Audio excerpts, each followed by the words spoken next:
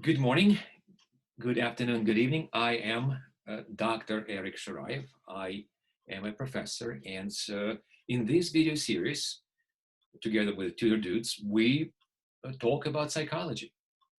In this series, we discuss emotion, discuss attention, sleep, mental illness, attention deficit.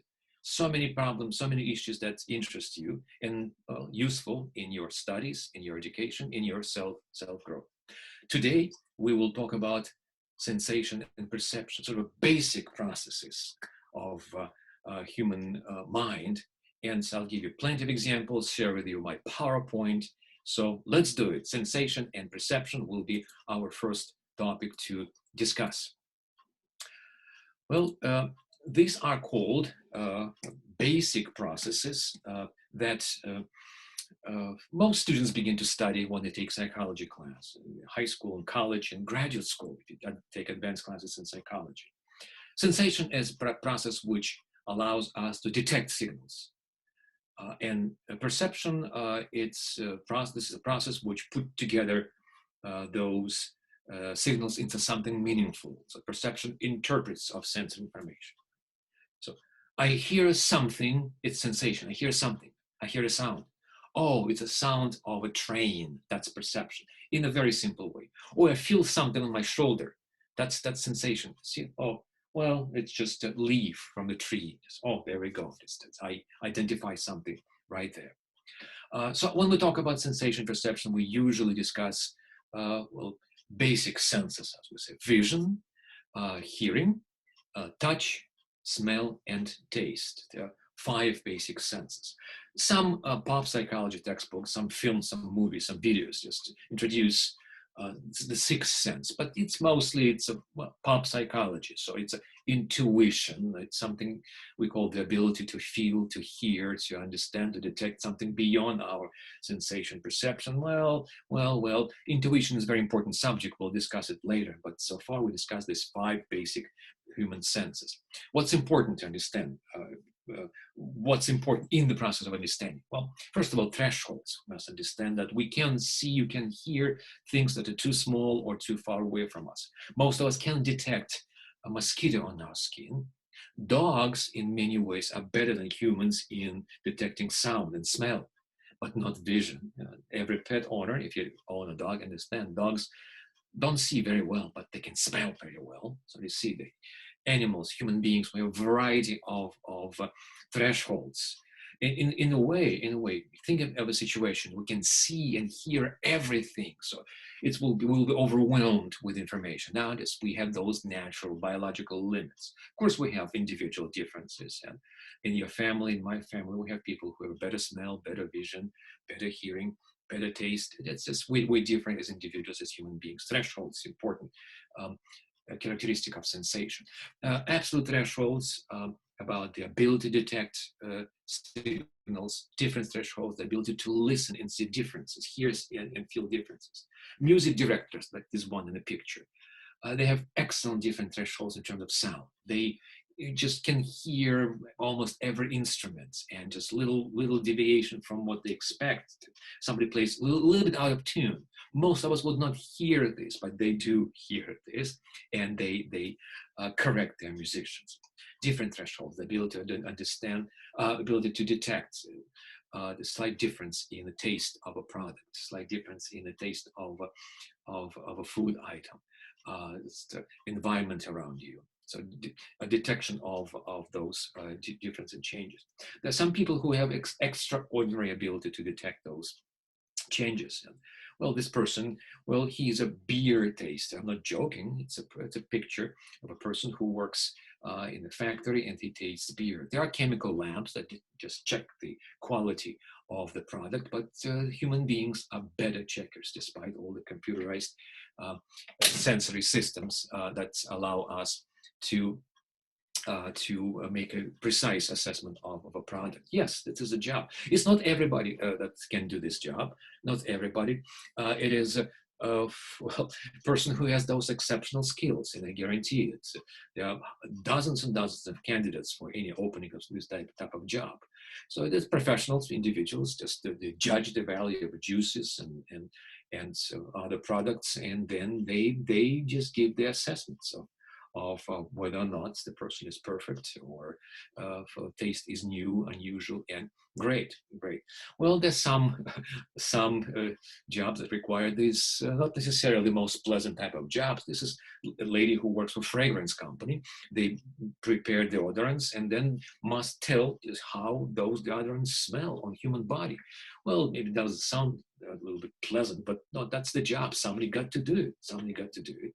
And this is one of those type of jobs. But of course, there are more I would say, pleasant responsibilities. People assess the smell of a new car. So everybody who owns new car or own new car understands there's a distinct smell. And so, well, cars have this different type of smell. This is a factor. I think it's this Audi. They detect well, their new car smells right there. Sensation perception are better understood when we talk about also adaptations. Think about this. Every signal, every sound, every smell is detected by us, and we constantly bombarded with those signals. But the nature prepare a nice response for us. We become less sensitive to signals which constant, like a clock on your walls. Many of us still have clocks on the wall, or like I do have in my office. And I can hear this right now, but then in 5-10 seconds, I will stop paying attention to the sound of the clock. The wind outside the house. When you travel by train, it's just to hear that how the sound of a moving train. And then 5 minutes, you just don't realize that you don't hear the noise. Many of us who drive, especially if you drive every day using the same route, you don't pay attention to so many things that's around you, because you know the street signs, you know the speed limits, you know where to turn, how to change lane. And yes, you're careful, but you don't just remember those small details. Now think you're a new town, completely new town. You pay attention to all street signs, and just you really pay attention to everything. So sensory adaptation is a very important point. It allows us to adapt to a constant signal. And when we talk about pain, for instance, today, in a few minutes, I'll say that's many people will cope with pain by simply adapting. Yes, pain in the shoulder, and the person, well, it's not maybe the perfect idea, but the person may just continue working, living, and doing what he's supposed to do, just without paying attention to the constant pain. People get used to very cold temperatures. Like here, it's a picture taken somewhere in Siberia, where the temperature is minus 39 Celsius. It's really cold. And people just, they would say who live there, it's cold, but somehow they get adjusted to this. This adaptation is about survival. Adaptation is about finding the way to accept environmental conditions in which you live. The opposite, for instance, humid and hot climates in, I think, picture taken in India. But I shouldn't say, and you shouldn't say, that, oh, well, people who grew up in the north or in Siberia, they don't mind to just live in a cold climate and cold weather of New York and Virginia or Texas. Yeah, just you get used to those. No, people who grew up in the cold climates, I grew up in a very cold climate in Northern Europe. I don't like cold weather. Same thing, we shouldn't say, oh, you're from India, or you're from Africa, or you're from Arizona. Just you don't mind to have no AC in your house because you get used to hot weather. Of course not. No. We are individuals, even though we adjust to conditions because we adapt. Adaptation is a great process. Doesn't mean that we have to enjoy things to which we adapt. We individuals, and we do have our individual choices. I can say almost same thing about food. Sensory deprivation is also important point. So remember, we talked about thresholds. So it's about the fact that we don't see, hear, and detect signals beyond our threshold level. Sensory deprivation is about actually consequences that lack of signals cause in our body and mind. on one hand, and sensory deprivation is deliberate reduction, removal of stimuli from one or more senses. In other words, you are not bombarded by signals. Actually, you're isolated. And this is a picture. It's a long time ago. It was a series of experiments about how people feel if they're sensory deprived. It's in various countries or conducted experiments where volunteers, paid volunteers, were placed in containers with a warm water, body temperature, then see the cylinders on their hands so they can't touch anything. So they will be deprived of light and sound, basically floating in those containers for a few hours, and then a break to eat and then go back.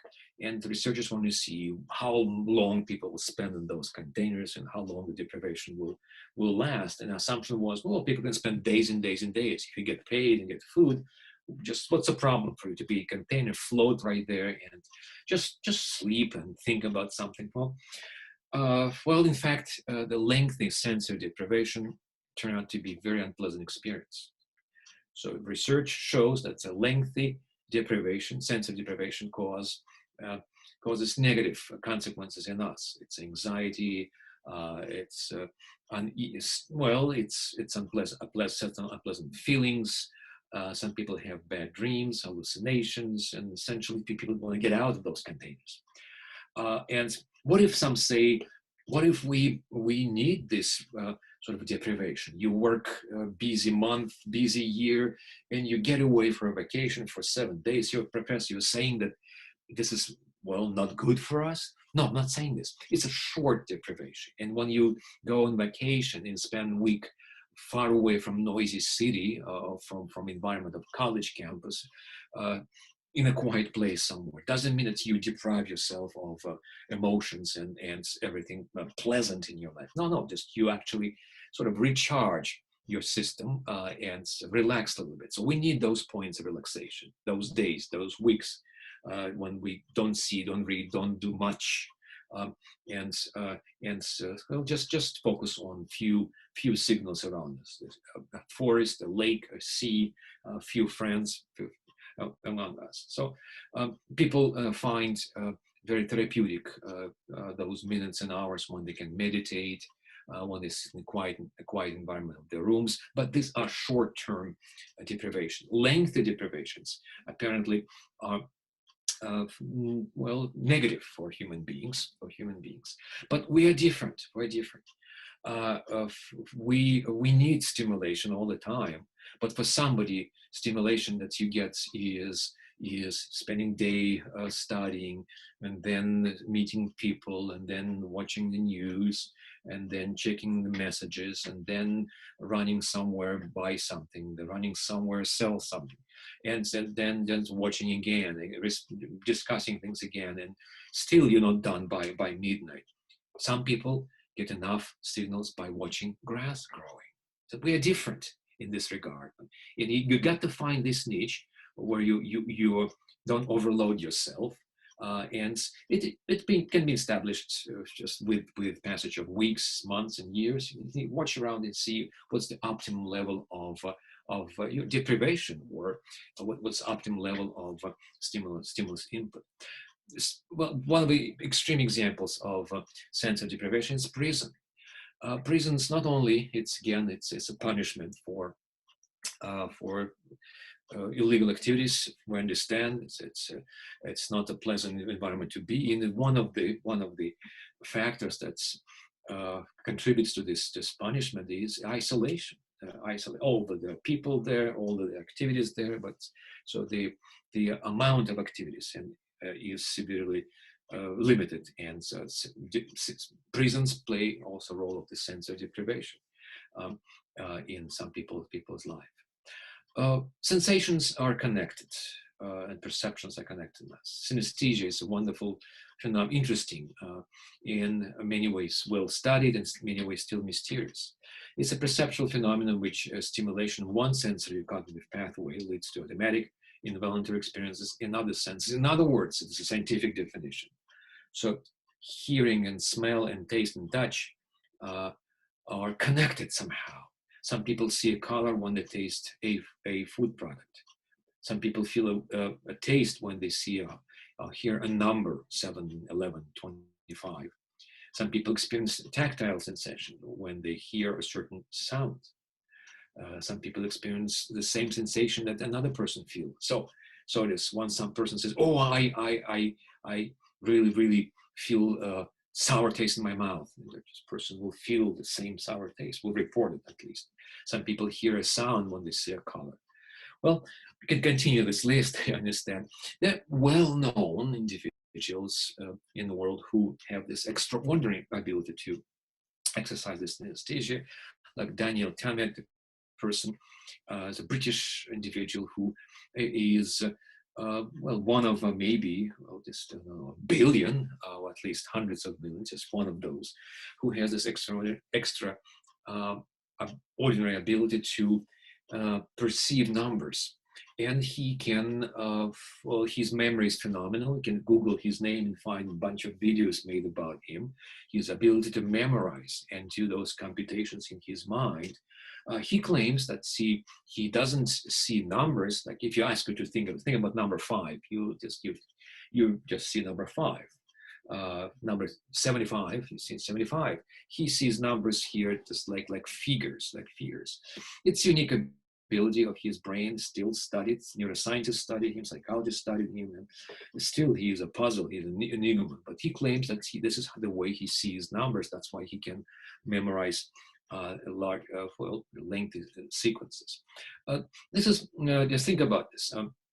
This is not unusual in principle, but what's unusual about Daniel was that he's have exceptional skills. But most of us do visualize numbers and days and months. Think about yourself, how you visualize your week, how you visualize your day, how you visualize your year, how you think about January of next year, how you perceive it, how your months move in your perception, clockwise, counterclockwise. Well, this is one of the ways as a person describes how she saw numbers, how she sees numbers from 1 to 12, the clockwise, and then goes counterclockwise. And these perceptions are based on usually your early childhood experiences. So your desk calendar, for instance, or your daily planner, or something, the software you use at age 5, for instance, or age 12. And those things, just those images, well, we remember and just we visualize those in our individual way. So it's in fact the synesthesia, so numbers and perceptions. And some people see colors, some people see smells, things, by the way, yes, just associate certain images with certain smells. Many memorization techniques, so ideas to memorize things, are associated with the ability of human beings to associate the name with certain vision. So you go to a party and people introduce you to people you just meet for the first time, and how do you remember those names? So I've been introduced to 5 people, I forgot already. Well, people who use techniques of memorization say that's, well, they create associations, a name and a color, or name or a thing, name or geographic place. And so they take some training, but still you go to a party and the 5 people have been introduced to you, and immediately just you create those associations with color and places, and instead of just remembering faces of individuals, just their names, you associate their faces and names with certain spots in your rainbow in your imagination, on a map of your imagination. Well, this is one of ways just to memorize things. Try when you try to memorize names, for instance, or numbers, associate with something you find convenient for yourself. Sensation perception study is not only about memorization of things and about thresholds and adaptation. It's about also very practical and everyday things and problems that we face daily. Pain is one of those. Pain is unpleasant sensory emotional experience associated with actual potential tissue damage or described in terms of such damage. Well, we describe pain in terms of the body. I have a headache. I have some pain right here, a child would say. Well, something aches. Somebody mentioned about legs or arms or back. So this is about how we feel. Sorry, I'm not sure about that. Pain is most common reason for medical attention. Doctors and nurses say that yeah, it's probably obvious. People come to a doctor and say, "Look, I have a problem." Why? Because they point out the pain.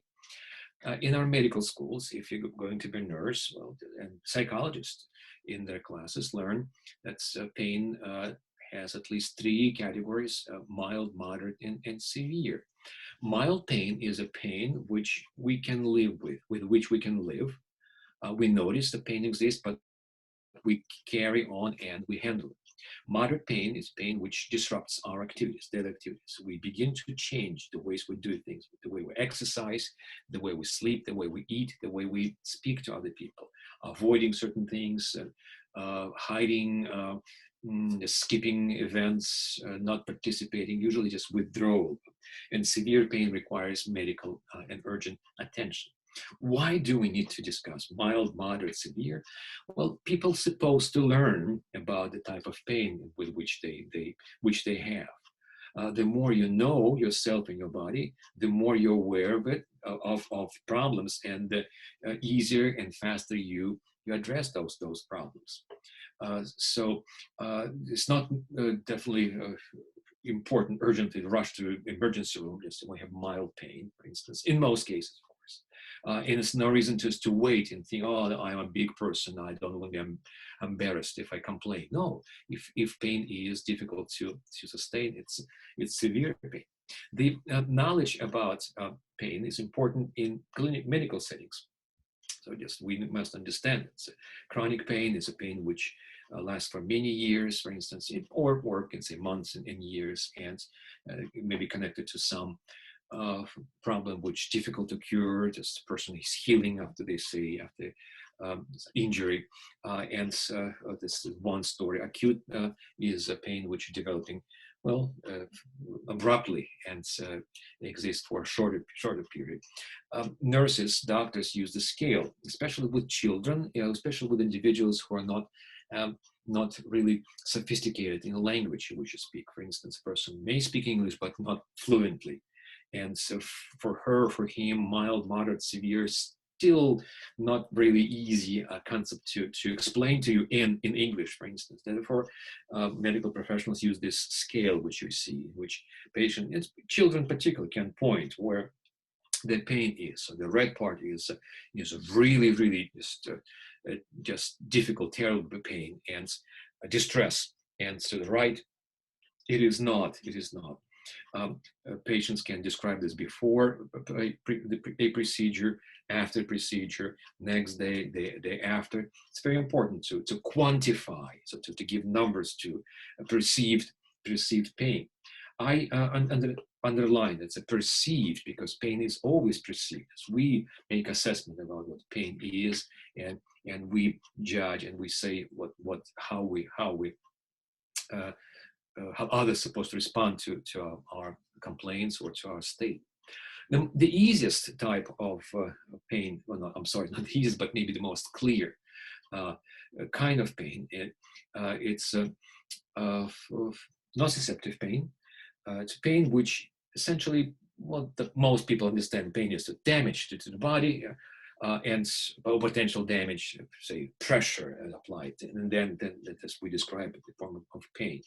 It's caused by stimulation of peripheral nerve fibers that respond to stimuli of harmful intensity. That's how nature organized us. It's a threat to physical integrity of the body. As the signal goes to the brain, as we respond. So it could be injuries, could be some strains, some inflammation, for instance, sports injuries, and so variety of problems. So just as inflammation, just in fact, well, it's a condition which generates a signal to the brain, and so, we understand that something is hurtful. That's what normal understanding of pain. But what else? That's what pain is all. Response to physical damage or physical change in the body, not necessarily.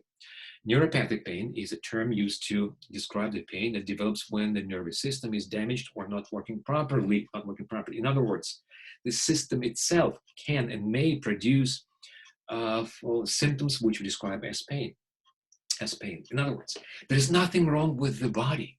There's no bruises, there's no needles poking through skin, there's no broken arms, there's no pathology in the body, and yet the person describes pain. She is in pain, he is in pain. Well, that's the problem of a nervous system. Doesn't mean it must be pathology, something with the nervous system. No. It's somehow the system doesn't work the way it's supposed to work. So the brain itself sends signals that we interpret as pain. In psychology, we'll learn in this course, we'll learn that that's many psychological conditions that we experience, anxiety, depression, stress, they are connected with pain. So you're overstressed, you're tired, you're frustrated, and then you feel pain in say in the back. It's not that could be something with your disc, something maybe happened right there, maybe, but maybe not. It just comes as people say, lay people say, nerves. Yeah, essentially yes, not nerves, but the nervous system. This is the way it responds to stressful conditions. The mechanisms are complicated. Not necessarily everything is clear for professionals how it happens, but many ways now more known than yesterday's, as we know. So stress, anxiety, depression, and other psychological conditions or disorders are associated with this type of pain. People have pains, and pain is a symptom which associates with those psychological conditions. We will study when we turn to mental illness, when we discuss therapy, discuss human pain. Just must understand that one person complains about pain, it's not always about something physical, understand, but please also be very careful. Don't think that it's everything is psychological. When we have pain is a signal to human beings, to us, that something is going on. So that's why we must pay attention, and in many cases, if not the most, seek medical help. Well, perception, as I told you, is organizing signals into something meaningful. As you see in this picture, I don't think most of you will have any doubt. Yeah, it's a tree, but it's shaped in a very interesting way. It's like a dancer. It's a great creative way to describe a dancing person. Just a nice, just move right here. But it's a tree at the same time. We see it from two different sides. People with a damaged brain, for instance, say in the parts of maybe temporal lobe, other parts of the brain, they who have issues with disruption of the perception, they may not see this as a dancing person. They may not see this as a dancing, as a tree. The patient recovering from, say, injury or stroke in the area of the brain responsible for visual perception would say that, so I see colors, pink and black and green. I see some shadows of gray and white, but the person will not see a tree, will not see a dancing figure right here. So the perception in this case, pathological case, is not allowing to achieve this grasping, understanding of the whole picture. We see things even though they, if just literally don't make much sense. Human faces don't look this way, right? And yet, looking at this picture, you see a person facing you or a profile of a person, maybe the same one. People don't look this way, but we understand it's a part of a picture, face, part of a human face, and yes, we can recognize this person if we see him on the street. It's always combining those pieces together in something meaningful. We look at these pictures, and we know that the picture to your left is a picture of a baby, picture to your right, a picture of an adult, most likely a woman. But how do we know? Do we sit and think about the size of a nose and lips and cheeks and eyes and eyebrows? No, we do it quickly. We do it almost instantaneously. Our experience allows our perception to work this way. And we look at fraction of a second, you see a picture of a baby. Fraction of a second, you see a picture of an adult. Perception, say visual, works this way. That's we detect color and location of objects just right there, just by our eyes. We see shape, contour, backgrounds by occipital lobes. Well, occipital lobes actually responsible for this mechanism, the mechanism. And so, then later on, so usually it will be a temporal lobe. We establish categories and meanings of objects, faces, and scenes. So that it's not just as eyes, not only just back of a brain. It's the whole brain is involved in forming those perceptions. In reality, it's just how our mind works. It's a brilliant experiment which was shown in 1912. It just was shown and was designed to demonstrate the phenomenon. 5 phenomena by Max Wertheimer in Germany. So here I just designed 2 slides, identical, but my second slide, the arrow which you see will be placed to its right, and I click a button and there you go, it moves. I go back and forth, back and forth. So what? Any person who knows PowerPoint says, so what? This is what we use to animate. Basically just 2 slides, for instance, and this is what happens. But in reality, there is no arrow movement. That movement exists where? In our perception, In reality, there are 2 slides shown just consecutively, one in second. But I guarantee everybody will swear that the arrow is moving. This is how our perception works. It adds something to the physical reality of the world.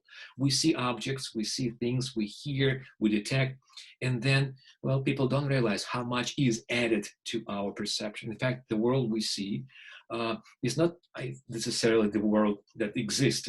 Lots of things are added by our mind. Doesn't mean that our mind lies to us, but lots of elements that are added right there. At movement, there's no movement in reality, but what happens is I'm moving just slides, and I can just put it in that direction, just basically by introducing new slide. But our brain organizes them in a format of a motion. So this is the way we see objects. Definitely, we know it's not a picture of elephants. Elephants don't exist this way. This is not don't exist in the way they described in this picture. But for our mind, it's enough. Yeah, it's if you think of a concept, it's an elephant. In this picture is a famous phrase, I love berries in the springtime. Most English-speaking individuals, fluently speaking, will just say it, well, I love berries in springtime, that's it. But if you read slower, and this is what people who learn English first, second year will just definitely detect. They will read, I love Paris in the springtime. 2 different articles mentioned here because, well, when you learn a language, you carefully read every word. When you speak fluently, just you understand this. After different article, well, second one doesn't follow, right? It must be something else, must be a noun or adjective. Here we go. So most fluent English speakers just don't see the second definite article right there. White triangle doesn't exist right there, right? It's not there. Nobody drew it, and yet, most people who look at this picture say, "Oh, yeah, it's a white triangle is right there." Why? Because it's supposed to be right there. It's how our perception work called top-down processing. We remember in the past that's it. That's supposed to be the triangle right there. So they look this way, they place this way, although nobody physically placed this triangle on this picture. So how other objects been organized right there. In this picture, I use famous picture by the Italian author, Giuseppe Arciboldo. That's to the left, you see it's called vegetable garden. To the right, vegetable gardener. Just a little bit ugly, sorry for this, but this is a very simple procedure I've done. This basically you can turn around and move it back. And it's moved back and we see things differently. To the left, you see a bunch of vegetables. To the right, you see, well, it's a caricature of a person, but still it's done by just clicking of PowerPoint. So as you could see, we looked briefly, of course, of reviewed sensation perception. So basic processes that determine who we are. They're basic, they're not primitive. They're basic, they're complicated, they're sophisticated, they're threshold, they're adaptation, they're deprivation. We know that the perception works in great way by organizing our sensations. Perception adds something to sensation all the time, and creates the world in which we live, mental world in which we live. This is just a brief intro to this subject, sensation perception. Next lectures will be dedicated to processes that are based on sensation perception. For example, consciousness, sleep, dreams, meditation, alter state of consciousness, attention that we pay or lack of attention. So this is a subject which usually we discuss next after we finish with sensation and perception. Well, thank you so much for your attention. I am Eric Shiraev. Thank you, Tutor Dudes, for helping me with these recordings. Well, I'll see you my other lectures. Once again, thank you so much. Stay safe. See you later.